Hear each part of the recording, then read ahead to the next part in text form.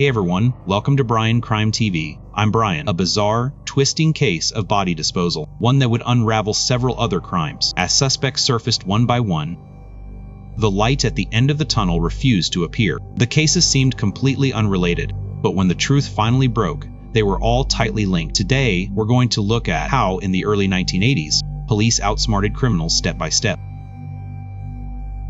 uncovering the mystery behind a bizarre crime. This is a case from today in court, a scheme within a scheme. So what exactly happened back then? Let's rewind to 1984 and walk through the details. Liaoyuan City is a prefecture-level city in Jilin Province. Located in the south-central part of the province, it gets its name from being the source of the East Liao River. It's also one of the key birthplaces of the Manchu ethnic minority. During the Qing dynasty, it was designated as a sacred hunting ground and became strictly off-limits to the public. After the ban was lifted in 1902, it was established as a county. In 1983, Liaoyuan was upgraded to a prefecture-level city. On July 26, 1984, around noon, the Liaoyuan Public Security Bureau received a report. The caller said that near a cornfield by the Weijing River, in the southern suburbs of Liaoyuan, a severely burned body had been found. Police rushed to the scene to investigate. The crime scene looked roughly like this. A female body lay on the riverbank south of the Weijing River. The water here was knee-deep at most, far from any village, with large cornfields planted along both banks and the floodplain. The body was about 10 meters from the cornfield. Across that distance, officers found two burn areas, one large, one small. The smaller burn zone was about 10 meters from the body. Inside that area, there were charred fragments of clothing. About 2 meters away was a much larger burn area. This one sat right inside the cornfield. Officers found more clothing scraps here, along with a red high-heeled sandal. The shoe was relatively new, and the size matched a woman's foot. Police found numerous high-heel prints in the cornfield, showing pacing patterns. Following the prints, they found the matching red sandal by the riverbank. The same prints appeared on the opposite bank, and only high-heel prints were found at the scene. After a preliminary forensic exam, the burned woman was estimated to be around 30 years old. She stood over 1.6 meters tall. Over 80% of her body was burned. The front of her body was especially severe. No blunt force trauma was found on her head. The skin on her neck was peeled, but her hands showed minimal burning and no wounds. Soot and carbon particles were found in her nasal cavity, mouth, throat, and trachea. This proved she was still alive when the fire started. Based on the body's condition, the forensic examiner estimated she died on the evening of the 25th. Given the heavy smell of gasoline at the scene, the accelerant used to burn the body was almost certainly gasoline. Combining the scene clues in the autopsy report, investigators initially suspected suicide. The theory went like this. The woman brought gasoline alone to the remote north bank of the river. She waded across to the south bank, near the cornfield. She paced around for a while, wrestling with her thoughts. Finally, she made up her mind. Judging by the burn pattern and her injuries, the larger fire in the cornfield was the ignition point. The intense flames caused unbearable pain, and she instinctively stumbled toward the river. She fell after running less than 3 meters. The fire on her clothes ignited the surrounding vegetation, creating the second, smaller burn zone. She ultimately succumbed to her injuries by the riverbank. Because her face was severely destroyed, and given the limited resources at the time, the body was buried nearby after the autopsy. Under normal circumstances, the case would have been closed as a suicide. But, as they say when you expect no surprises, one always shows up. After surveying the scene, officers returned to the station for a briefing with the chief. Just as they were about to classify it as suicide, a voice cut through the room. "I disagree." Everyone turned to look at a detective who was just sitting in on the meeting. He was an ordinary officer from the Liaoyuan Public Security Bureau named Sun Yujin. Detective Sun had actually come to report on a different case he was handling. But the chief was in a meeting, so while waiting, he ended up listening to the arson case. He argued that self-immolation is far too cruel and extreme. The process is agonizing. The aftermath is horrific. It's highly unlikely a woman would choose that method. Second, no gasoline container was found at the scene. To create that kind of burn area and severity, you'd need a significant amount of fuel, so where was the container? Therefore, Detective Sun believed this Riverside arson case had a hidden truth. The chief agreed with his analysis and handed the case over to Detective Sun for further investigation. Detective Sun even made a formal pledge to crack it, but the investigation that followed was full of twists and turns. It was anything but straightforward. Detective Sun, who had just been handed the case by chance, started working immediately, but progress was painfully slow. Every door he knocked on was shut. The crime scene was 20 kilometers from the station. Sun and his colleagues spent days riding bicycles, visiting villages near the scene. They found absolutely no information about the victim. The only break came during a second scene survey. About 50 meters west of the primary ignition point, in a sweet potato field, they found something new. In a patch of trampled crops, they discovered a relatively new pair of women's nylon stockings. The size matched the victim's build. They were clean and new, not something someone would just toss aside or leave for long. Back in an era of material scarcity, if a bystander had dropped them, they would have been claimed immediately, so the stockings almost certainly belonged to the victim. That theory was quickly confirmed. A few days after the incident, a young man arrived at the Liaoyuan Public Security Bureau, looking panicked. He said his sister left home on the evening of July 25th to visit a nearby clan, and she never came back. As the saying goes, you search everywhere and find nothing. Then, it falls right into your lap. Detective Sun realized the missing woman matched the unidentified victim in age, appearance, and the timeline. He pulled out photos of the evidence for the young man to identify. The man immediately recognized the red high-heeled sandals and the stocking. They belonged to his sister. The clothing scraps at the scene matched what she was wearing the day she left. With that, Detective Sun confirmed the victim's identity. Her name was Zhao Xiaolian. 35 years old, she worked at a local textile factory. Her husband, Li Shangdong, worked at a supply and marketing cooperative. A dual-income household like theirs was considerably better off than most families in the area. Armed with this lead, Detective Sun didn't waste a second. He immediately began mapping out Zhao Xiaolian's social circle. After days of round-the-clock investigation, several key leads emerged, and they successfully zeroed in on a suspect. According to Zhao Xiaolian's brother, on the evening of July 25th, his sister dropped off her 7-year-old daughter at his place. She said, "My stomach's bothering me. I'm going to the clinic nearby." She also mentioned a colleague would walk her home later and refused his offer to pick her up. But when Detective Sun and his team visited nearby clinics and her co-workers, they found Zhao Xiaolian never went to a clinic that day and hadn't asked anyone to accompany her. So why lie to her family? And why end up 20 kilometers from home, by the river? Everyone who knew Zhao Xiaolian said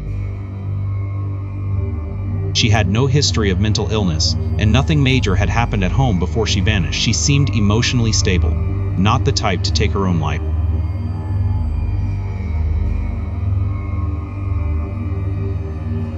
No suicide note was found at her home either. In cases where one spouse is killed, the other is always a prime suspect. Zhao Xiaolian had been missing for days. Why hadn't her husband, Li Shangdong, reported it? Zhao Xiaolian's brother recalled that on July 22nd, 3 days before she disappeared, his sister had mentioned something to him. "Your brother-in-law went to Changchun on business again. Didn't even say goodbye.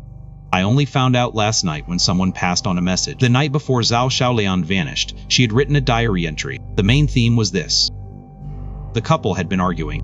Her husband left for a trip without telling her. She only found out through a third party. Even if it was all for the family, in her free time, her mind would wander. But during the investigation, Detective Sun found something odd. The supply and marketing cooperative, where Li Shangdong worked, had absolutely no business ties with any company in Changchun, and the cooperative hadn't assigned him any business trips. His co-workers had been wondering for days. Why was Li Shangdong suddenly absent without notice? So what was he really doing on these repeated business trips to Changchun? And another question. On the night he supposedly left, who exactly delivered that message to Zhao Xiaolian? According to Zhao Xiaolian's younger sister,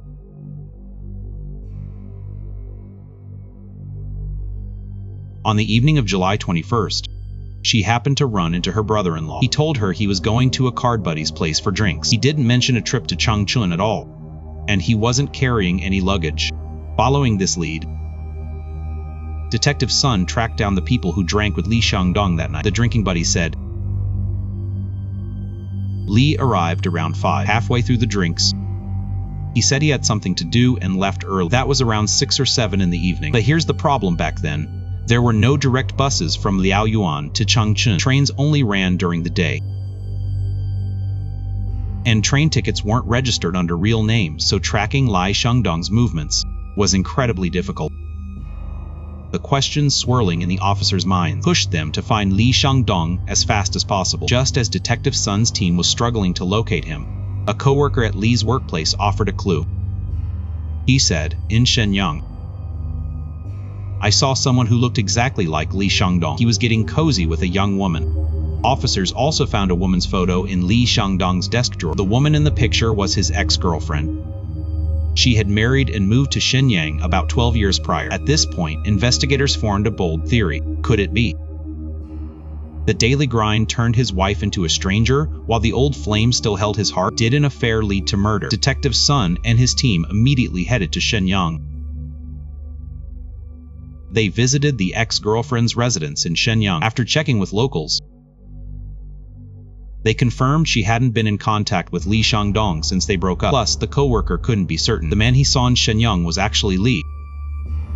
Reluctantly, Detective Sun's team returned to Liaoyuan. The Shenyang lead was dead. Back then, there were no cell phones. Landlines weren't common either.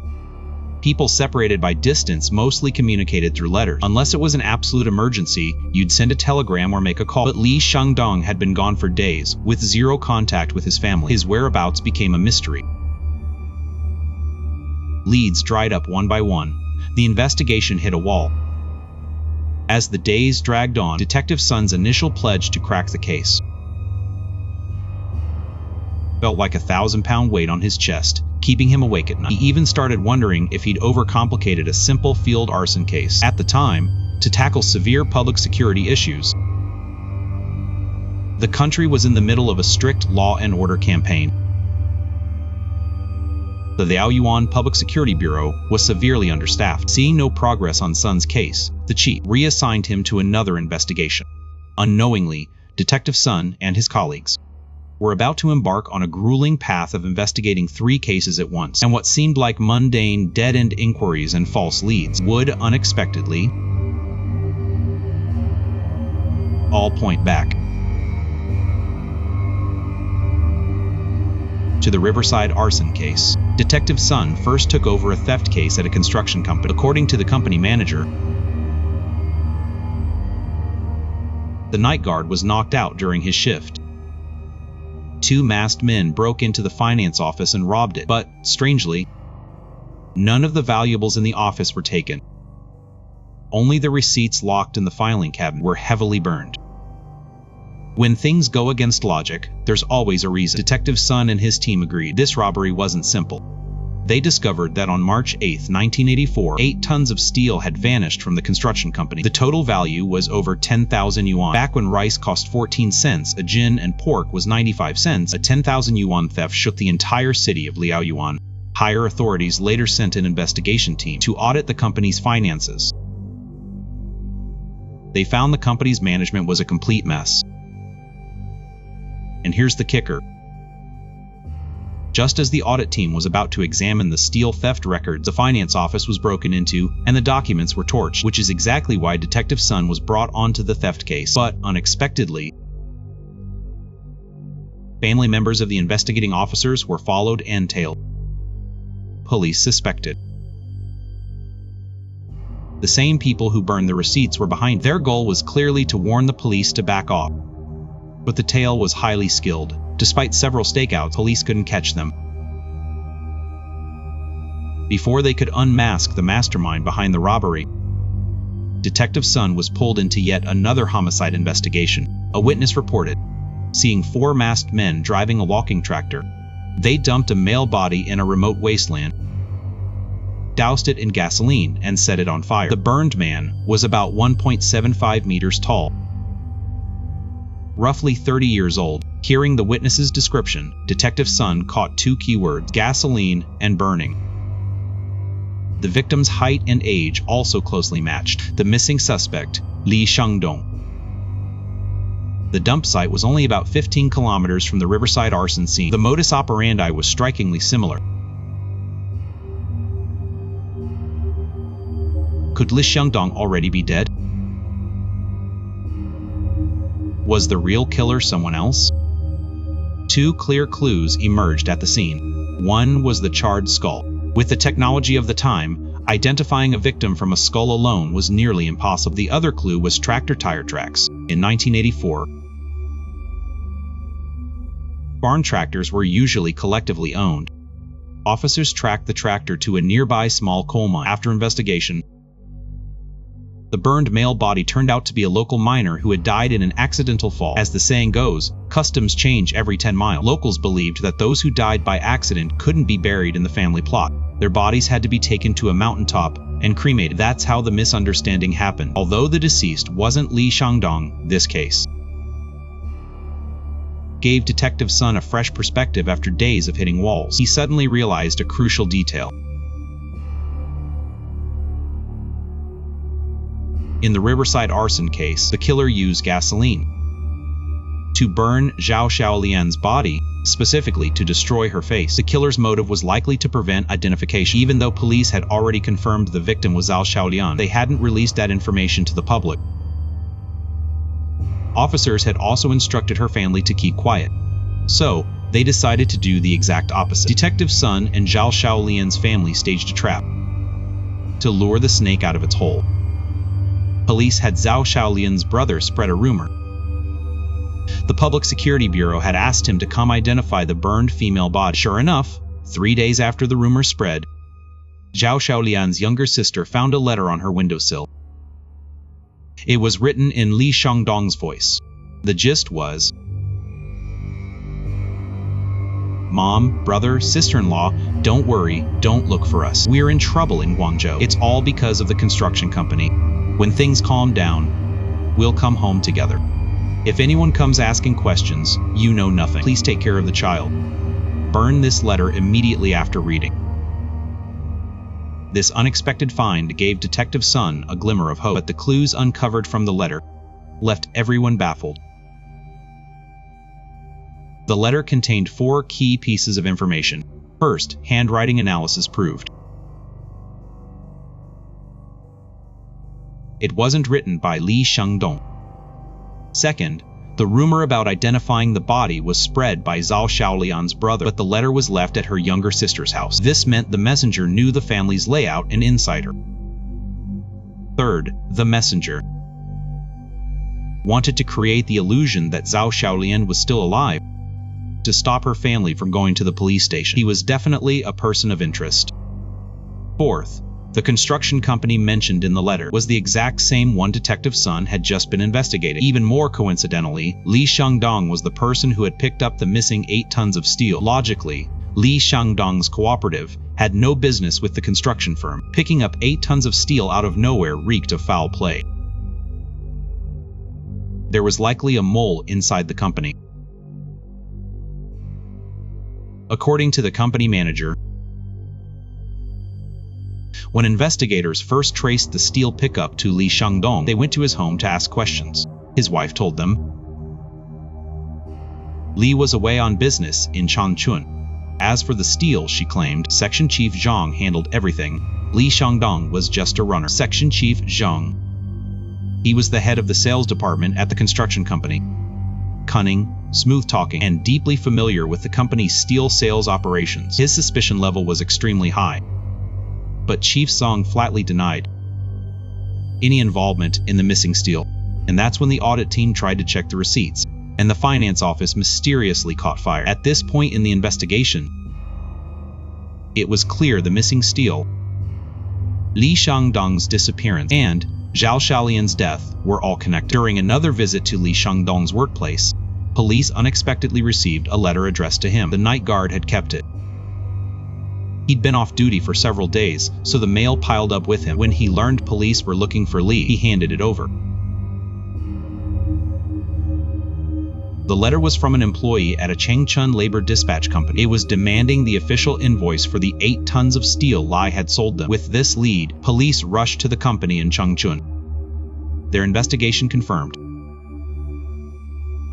Li Shangdong had indeed sold them the steel. They had paid him nearly 10,000 yuan, but Li never provided a proper steel invoice. Recently, Li had even written to them saying, "If you need more steel in the future, just let me know." Section Chief Zhang can handle it all. Every clue now pointed to Section Chief Zhang. He was the prime suspect. Did he steal and sell the steel, then panic when the audit started? So he decided to eliminate everyone who knew, and the person who delivered the message to Zhao Xiaolian, who forged the letter to her family, was likely him or an associate. Police quietly collected handwriting samples from Chief Zhang and his close circle under various pretexts, but after comparing them, they found no matches. Just as police were stuck, an unexpected move finally brought the real killer into the light. Actually, one more person had seen the messenger who delivered the note to Zhao Xiaolian, Zhao Xiaolian's 7-year-old daughter. But she was too young and traumatized by her mother's death and father's disappearance. She refused to speak to outsiders for a while, but as she slowly emerged from the grief, the little girl agreed to help police identify the man. One day, police mixed a photo of the prime suspect, Chief Zhang, into a lineup. The little girl looked through them and correctly identified the man who came to their house the day her mother vanished. But it wasn't Chief Zhang. It was another man named Hu Leiqiang. Hu Leiqiang, 28 years old, worked at the same construction company as Chief Zhang. He was a warehouse keeper. His parents were both officials at a local unit in Liaoyuan. His family background was solid. How could he be connected to the case? Police needed more information on Hu Leiqiang. Instead of alerting him, they decided to play it smart. Officers quietly gathered evidence, and they discovered the handwriting of Hu Leiqiang's close friend, Kong Donglin, matched the letter sent to Zhao Xiaolian's sister exactly. Police immediately brought Kong Donglin in for questioning. He admitted he wrote the letter, but he claimed he was just copying it for Hu Leiqiang, who had told him Li Shangdong went to Changchun in a hurry, didn't have time to tell his family. So he handed me a draft and asked me to copy it. Immediately after, Hu Leiqiang was arrested. During interrogation, he confessed. His story went roughly like this: "I was just doing what I was told.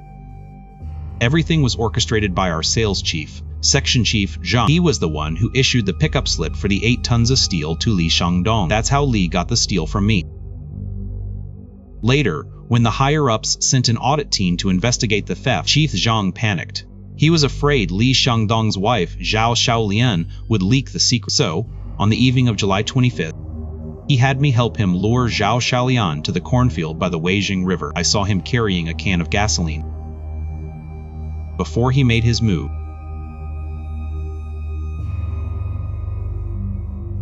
Chief Zhang assaulted Zhao Xiaolian. Zhao Xiaolian probably realized he meant to kill her. She begged for her life, but Chief Zhang ignored her. He caught her off guard, choked her unconscious, and tied her hands with wire. Then he yelled at me, "Get out of here." I ran. A moment later, I heard a scream. The flames in the cornfield shot higher than the stalks. Later, Chief Zhang was afraid her family would identify the body, so he ordered me to write that letter.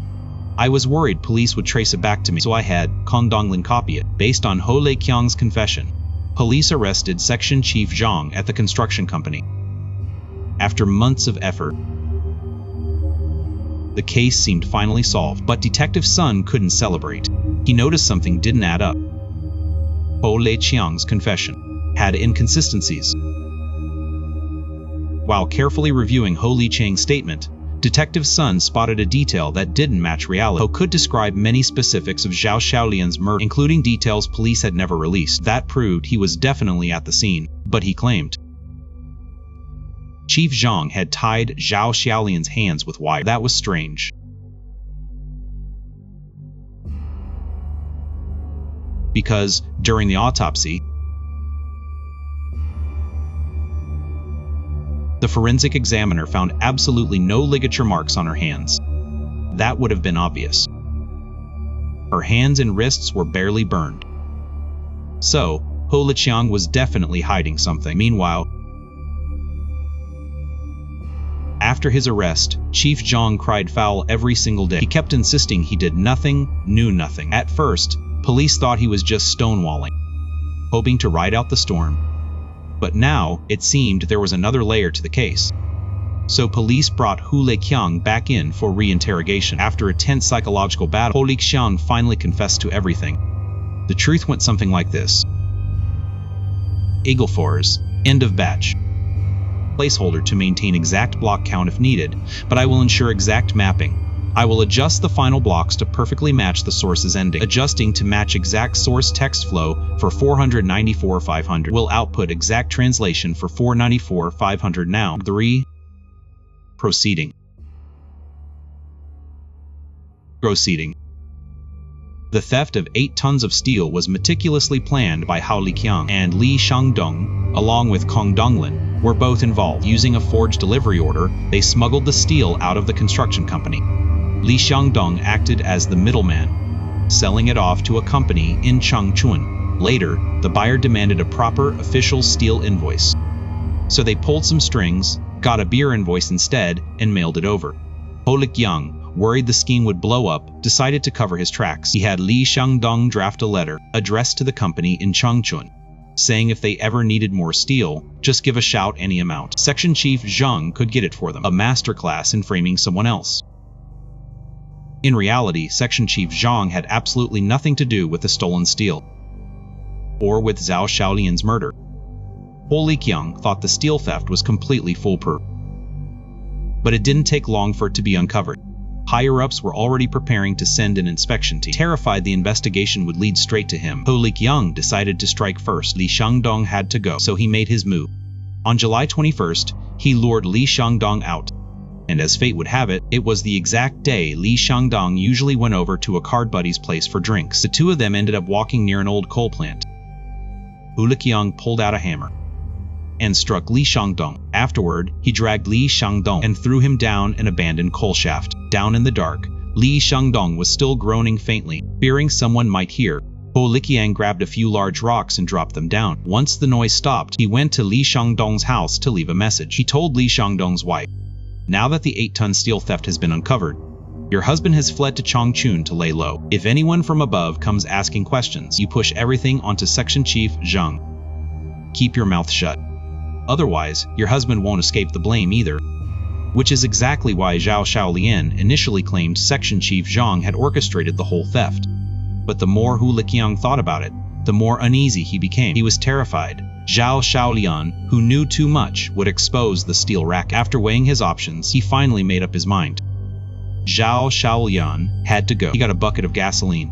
On July 25th, he lied to Zhao Xiaolian, telling her husband had secretly returned from out of town. He said he'd take her to see him. Unaware of the trap, Zhao Xiaolian hopped on the back of Ho Liqiang's bicycle, riding all the way to the Weijing River. As the two of them waded across the water, Zhao Xiaolian took off her socks and stuffed them in her pocket. Once they reached the south bank, Ho Liqiang dropped the act. His face turned cold and vicious. Sensing the danger, Zhao Xiaolian tried to run, but Ho Liqiang caught her before she got far. She begged him desperately to spare her life. Ho Liqiang seized the chance to make a vile demand. Terrified, she complied. He then led her into a sweet potato patch where the ground was slightly drier, and it was right here that Zhao Xiaolian dropped one of her socks. A few minutes later, Ho Liqiang had zero intention of keeping his word. He led her through the cornfield for a short distance. Then, catching her off guard, he clamped his hands around her throat. Once she stopped moving, he doused her body with the gasoline he'd brought. He struck a match, then bolted out of the cornfield. But he hadn't gone far when he heard a sharp, piercing scream. That's when he realized she hadn't been dead. She'd only passed out. Watching the flames shoot higher than the cornstalks, Ho Liaoyuan grabbed his empty bucket and ran for his life. Because the riverbank mud was so wet, only Zhao Xiaolian's red high heels left clear prints. Ho Liaoyuan's flat shoes left no trace at all. After dealing with Li Shangdong and Zhao Xiaolian, Hao Liqiang had one more critical task. He had to destroy the forged delivery orders and related paperwork. Leave the inspection team with absolutely nothing to find. So he and Kong Donglin masked up, knocked out the guard, and torched the documents in the finance office. Convinced he'd wiped his tracks clean, Hao Liqiang then heard Zhao Xiaolian's brother was heading to the police station to identify the burned body. Desperate, he took a risk and had Kong Donglin copy a letter. He planted it at Zhao Xiaolian's sister's house, trying to fake the illusion that both she and Li Shangdong were still alive. But as the old saying goes, man's plans are no match for fate. If you don't want anyone to know, don't do it in the first place. It was precisely this letter that gave police the breakthrough they needed. And finally, dragged the criminals out of the shadows. Following Ho Liqiang's confession, police recovered Li Shangdong's body. Only then was the full truth behind this bizarre riverside burning case, a web of hidden crimes and double crosses, finally laid bare. The moment the case was cracked, Detective Sun said, the heavy weight he'd been carrying finally lifted. He'd lived up to expectations and fulfilled the pledge he made at the start. Later, when interviewed for the show, looking back on the grueling investigation, he couldn't hold back his tears. He reflected, looking back at everything we worked so hard for, all those case files we compiled, I truly feel that as a police officer, I did my job. I pushed through. I gave everything I was supposed to give. Alright, that's the story for today.